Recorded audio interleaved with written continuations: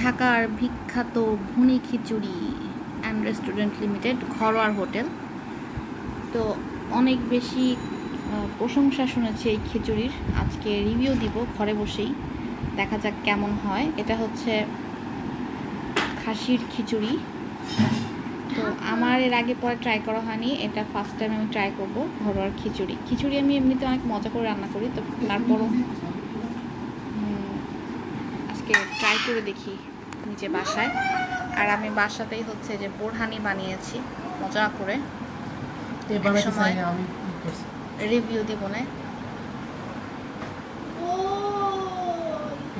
এর ফুল রেসিপি এক সময় দিব বোরহানির। আর সালাদ। আচ্ছা, এটা ঢালো তুমি। বিখ্যাত ঢাকার বিখ্যাত খিচুড়ি, ঘরোয়ার খিচুড়ি।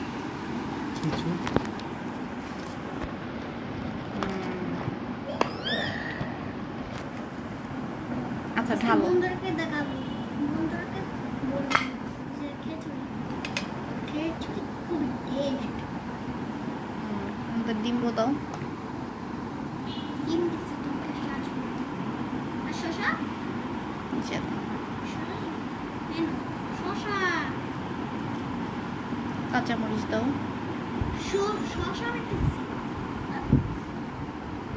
আচ্ছা, এবার খেয়ে একটু তুমি রিভিউ দাও। আচ্ছা, এটা একটু খেয়ে দেখি।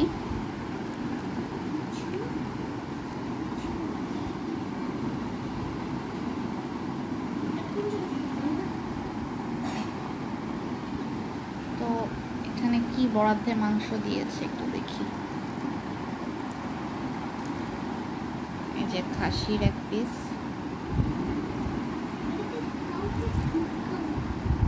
তারপরে এখানে এক পিস, এই 2 পিস হচ্ছে টোটাল দিয়েছে।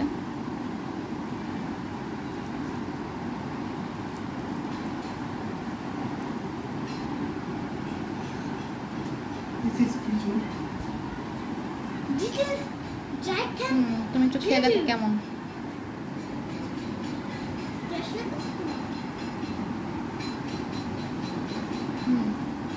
হ্যালো,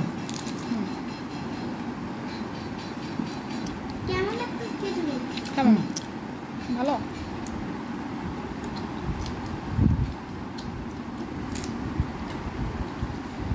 খারাপ না, তবে এর থেকে মজার খিচুড়ি আমি বাসায় বানাই, এটা সত্য কথা।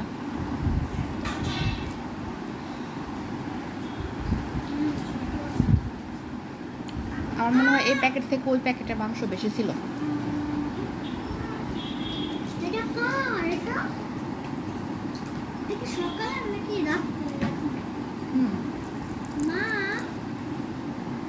গরম আছে তোমার?